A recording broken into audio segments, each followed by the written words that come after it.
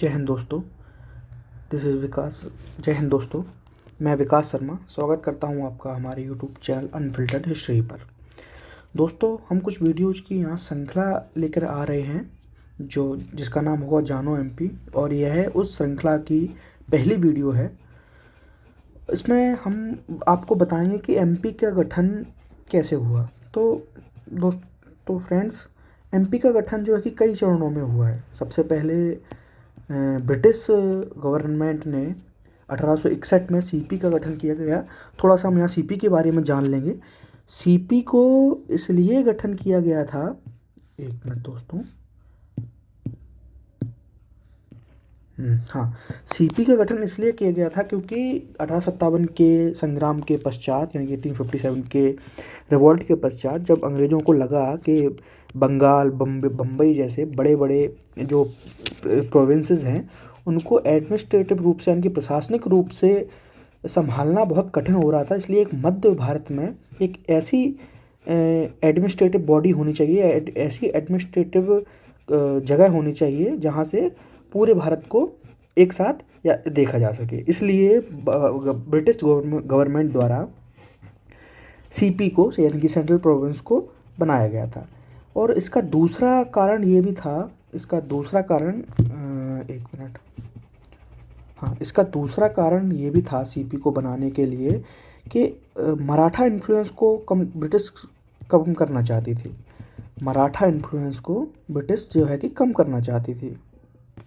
कैसे? क्योंकि नागपुर के भोंसले थे और ग्वालियर के सिंधिया थे, तो इनके इन्फ्लुएंस को कम करने के लिए सीपी का गठन किया गया। तीसरी बात यह थी कि यहाँ से चूँकि मध्य प्रदेश उसके अपने जंगलों के लिए जाना जाता है, अपने खनिजों के लिए जाना जाता है, तो सीपी में उनकी रेलवे के लिए उनको पेड़ चाहिए थे, क्योंकि रेलवे की पटरी में जो लकड़ियाँ लगती हैं उनके लिए पेड़ चाहिए थे, उनको अच्छा रेवेन्यू चाहिए था, उनको खनिज चाहिए थे, तो इसलिए और वो सीपी एक बनाने के लिए आतुर थे।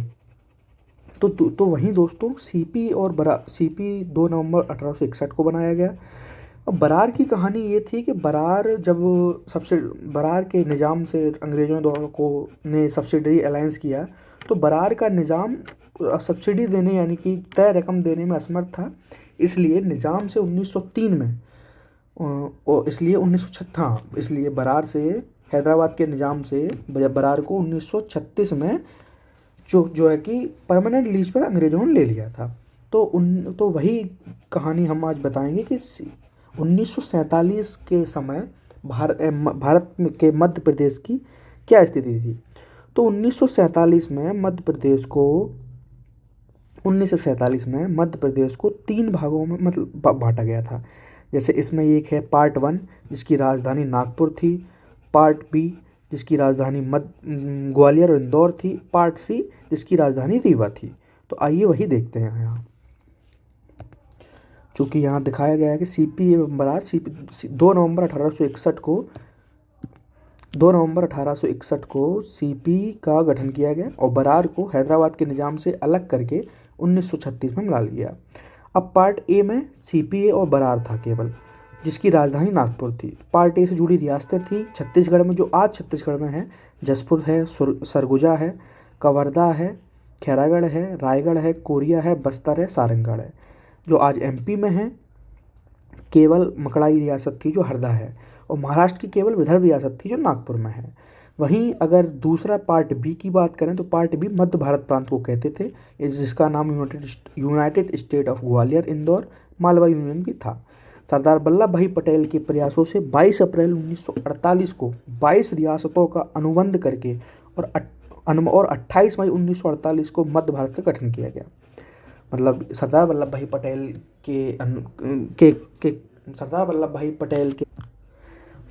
भाई पटेल द्वारा 22 अप्रैल 1948 को 22 रियासतों को अनुबंध करके 28 मई 1948 को एक मध्य भारत का गठन किया गया, जिसके राज प्रमुख जीवाजीराव सिंधिया और उप राज प्रमुख यशवंतराव होलकर थे। तो ग्वालियर में जवाहरलाल नेहरू द्वारा इसका उद्घाटन किया गया, जिसमें 16 जिले थे, जिसकी शीतकालीन राजधानी ग्वालियर जो कि 6.5 महीने के लिए थी, जिसकी ग्रीष्मकालीन राजधानी इंदौर जो कि 5.5 महीने के लिए थी।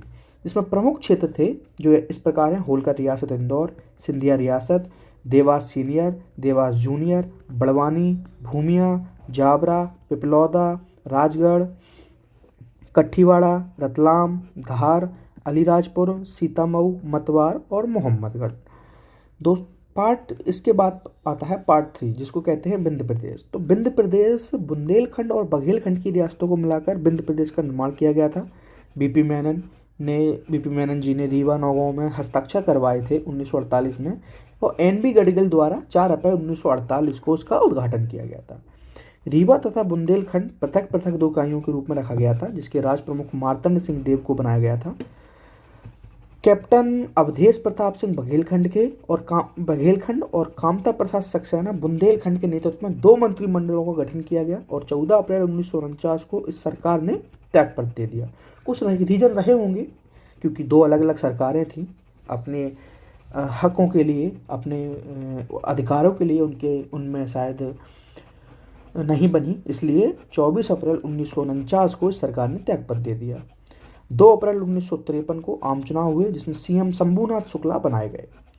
प्रारंभ में 2 राजधानियां रीवा और नौगांव, बाद में केवल एक राजधानी मुख्य राजधानी को चुना गया, जिसमें जो कि राजधानी रीवा थी। पार्ट सी में ही भोपाल रियासत थी। और अच्छा हाँ, इससे पहले हम देख लेंगे रीवा रियासत के प्रमुख क्षेत्र, पार्ट सी के प्रमुख क्षेत्र। तो रीवा, पन्ना, ओरछा, नौगांव, समथर, दतिया, अजयगढ़, मैहर, सरीला, भड़ौदा, छतरपुर, घरौली, बिजावर, कोठी, ये इसके पार्ट सी के प्रमुख क्षेत्र थे। अब इसमें हम पार्ट सी में ही भोपाल रियासत थी, स्वतंत्र राज्य के रूप में पार्ट सी में शामिल थी।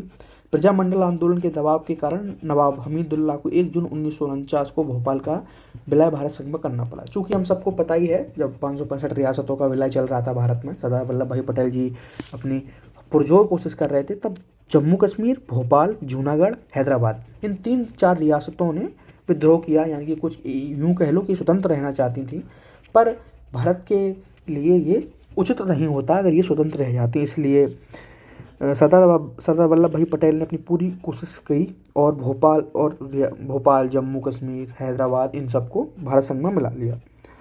तो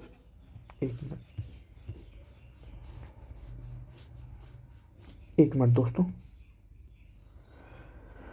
एन.बी. बनर्जी मुख्य आयुक्त बने इसके, और 1949 से 1950 तक, यानी कि 1 साल तक मुख्य आयुक्त एन.बी. बनर्जी रहे। 1952 में आम चुनाव हुए, जिसमें पहले मुख्यमंत्री शंकर दयाल शर्मा बने, विधानसभा अध्यक्ष सुल्तान मोहम्मद खां बने और उपाध्यक्ष लक्ष्मी नारायण अग्रवाल बने। इस भोपाल रियासत में जो पार्ट सी का भाग था, उसमें 14 तहसील संबंधित थी: भोपाल, रायसेन, इछावर, बैरसिया, बुधनी, गौरतगंज, सिलवानी, सीहोर, आष्टा, नसरुल्लागंज, गौहरगंज, बरेली, बेगमगंज, उदयपुरी। तो दोस्तों, आज की वीडियो यहीं तक रखते हैं। अगली वीडियो में हम बात करेंगे 1947 के पश्चात की। धन्यवाद।